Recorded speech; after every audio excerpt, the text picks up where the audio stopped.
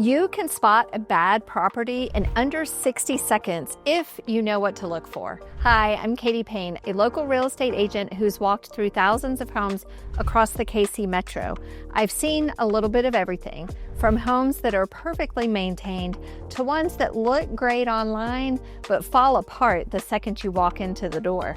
So today I'm going to give you my exact checklist for spotting red flags fast. Whether you're buying in Kansas City, North KC, Overland Park, Olathe, Leavenworth, or Platte City, these same principles apply. And here's the thing, buyers buy emotionally and they justify logically. So my job is to help you look beyond the staging, the smell of fresh cookies, and the cute farmhouse decor and see what actually matters.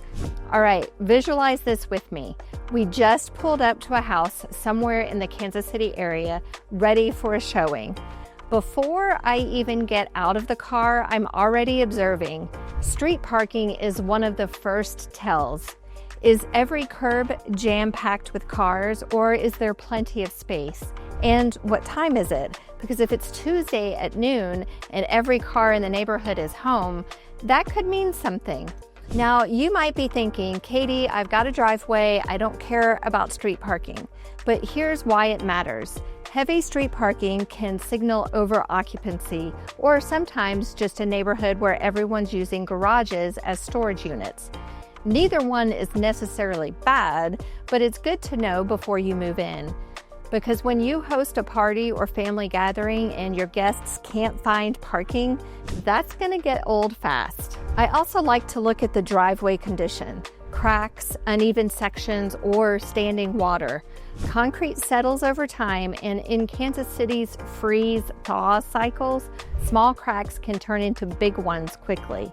If water's pooling around the driveway or near the foundation, that's something I'm mentally flagging for later. I'll also consider the pitch of the driveway. Is it going to be easy to clear and get in and out of when that snow comes?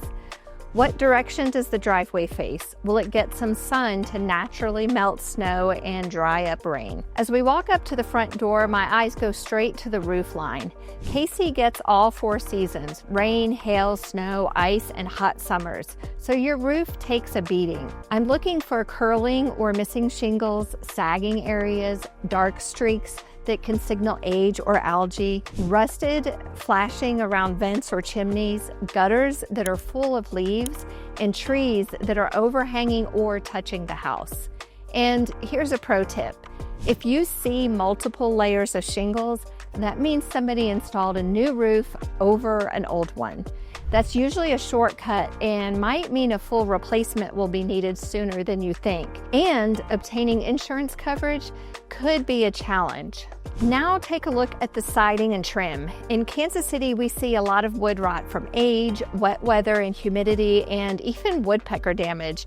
If paint is peeling or boards look swollen, that's a sign of water intrusion, and wood rot spreads fast here. Also check the downspouts. Are they clean, and do they direct water away from the house? Because if not, that's how you end up with foundation problems. Let's walk around the house. On the foundation, I'm looking for cracks. Hairline cracks, usually no big deal. But jagged, horizontal, or stair-step cracks, especially in older homes with limestone or block foundations, that's something you don't ignore. Kansas City's clay soil expands and contracts with moisture. That means foundations shift over time, and I've seen brand new homes with movement after just a couple of years. I'm also looking at fences. Are they leaning, broken, or rotted? Trees, how close are they to the house? Big roots can damage sewer lines. Drainage, does the yard slope away from the foundation? And here's a big one.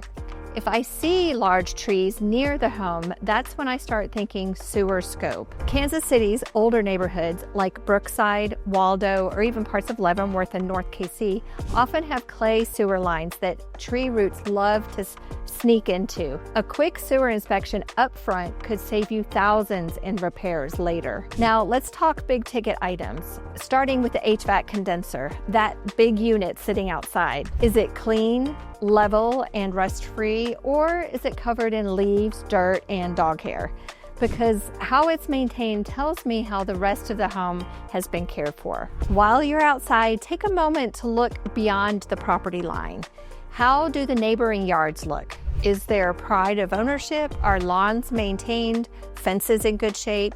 You can't control your neighbors, but their maintenance habits will affect your resale value and your everyday experience. Now let's head inside. The first thing I tell buyers is trust your instincts. You shouldn't have to talk yourself into liking a home. If it doesn't feel right, there's a reason. Once we're in, I'm not looking for perfection, I'm looking for care. Does it feel like the owners took pride in their home? Did they fix little things along the way or let them slide? One of the first things that is often noticeable is smells. It might be smoke, pet, or mold. When I do virtual walkthroughs, I'm very careful to describe concerning smells. We'll also look down at the floors. Are there soft spots, squeaks, or dips? Do doors stick or swing open on their own? Those little things can indicate foundation settling. Is the flooring in need of replacement? That's not necessarily a deal breaker, but might need to be considered for budget purposes. Kansas City has a ton of homes with basements, so we will always head down there to look for water stains on walls, white powdery residue that's effervescence, a sign of past moisture, a musty smell, that's humidity or previous water intrusion. A dry, well-kept basement is gold in Kansas City. Most of the house's operating systems will be in the basement. We will look at the electrical panel. If we see the brand Federal Pacific, we will anticipate taking a closer look during inspections because those are outdated and sometimes unsafe. Look for updated breakers and labeling. If the panel looks original to a 1960s home, factor in replacement costs. And in houses built in the early 1900s, we're going to look for knob and tube electric. Now the water heater, you'll find these in garages, basements, or utility closets around here. Check the sticker on the front for the manufacturing date. Most water heaters today last 10 to 12 years, less if they've been sitting in a damp basement. We will look for an expansion tank required in the past 20 years. Check for signs of rust that can indicate leaks and any other signs of a failing water heater. Check the furnace tube. Is it newer or does it look like it's been there since the 80s? That's another big ticket item. As we walk through the rest of the house, we will keep an eye on windows. Are they fogging up between panes? That means the seals have failed and replacements are coming. Open cabinets under sinks. Check for past leaks, mold, or warped wood.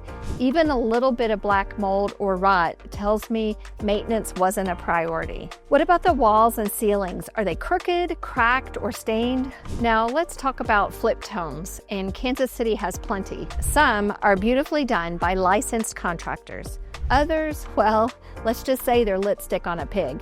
Here's what I look for. Are outlets evenly spaced and working? Is the tile grout straight and clean? Are cabinets level and drawers smooth? Are baseboards caulked neatly or sloppily? Flippers often focus on finishes, not structure, so don't get distracted by the shiny backsplash tile. Look at craftsmanship and check disclosures. Any additions or garage conversions should have permits. Even permitted work can be poorly executed, so always trust your eyes and your inspector. Speaking of inspectors, in a hot market, it's tempting to waive inspections in order to win the offer, but please don't. A professional home inspector will find things you never would and give you leverage for negotiations.